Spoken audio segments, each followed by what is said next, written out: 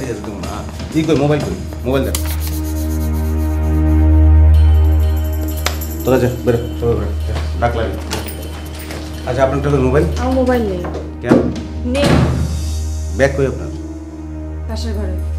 ওই একটা ladies bag আছে দেখ ওটার মধ্যে মোবাইল আছে নাকি চিনছেন আপনি আমারে না চিনি না তো আমি মনে হয় চিনতে পেরেছি তুমি কান কাটা মজিদ মোবারকের ভাতিজা কি চাও এখানে আল্লাহ খোদার নাম লো তুমি দুটোরে শেষ করো না মোবারক মোবারক মোবারক ডাক পারি মোবারক গেল কার বাড়ি চুপ একদম চুপ আপনার মারা হইব পয়লা কিভাবে হবে সেটা নিয়ে গবেষণা করতেছে সবু তোবা তিল্লা করে এলন ঠিক করে এই দড়ি দে দড়ি লো দড়ি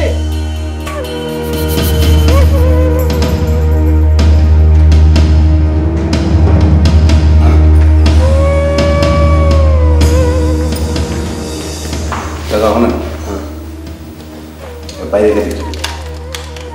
দুইটারে নাই করে যেতে হবে ঘটনা এমনভাবে সাজাইতে হবে যাতে পুলিশ মনে করে যে মাইয়াটাই বুড়িয়াটা এরকম করছে তাহলে পয়লা মাইয়াটারে মারতে হইব তারপর লাশ সরাই ফেলা দেবো মানে গুম করতে হবে আমি দেখতেছি বাঁচতে কি পুলিশ না তো আরে দূর পুলিশ কোনোদিন ঘটনা ঘটার আগে আহে ওরা পরে আহে এটাই নিয়ম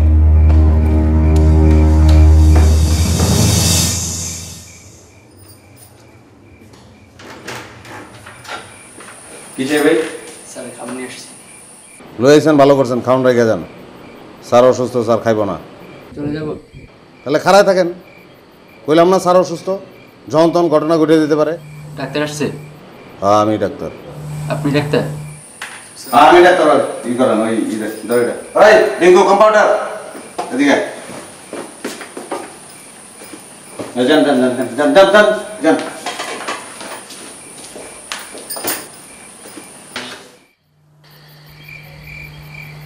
এরা কি সত্যি এই কাজ করবে জি স্যার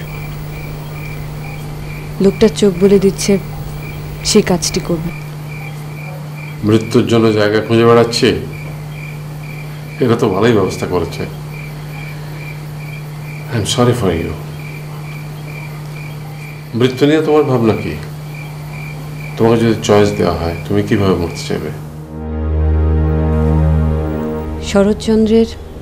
দেবদাস উপন্যাসটি পড়েছেন স্যার পড়েছি এখন মনে নেই দেবদাসের লেখা মরণে ক্ষতি নাই সেই সময় যেন একটি সুখকর স্পর্শ কপালে আসিয়া পৌঁছে যেন একটি দয়াদ্র স্নেহময় মুখ দেখিতে দেখিতে জীবনের ইতি হয় আমি আমার স্বামী কন্যা আত্মীয় স্বজন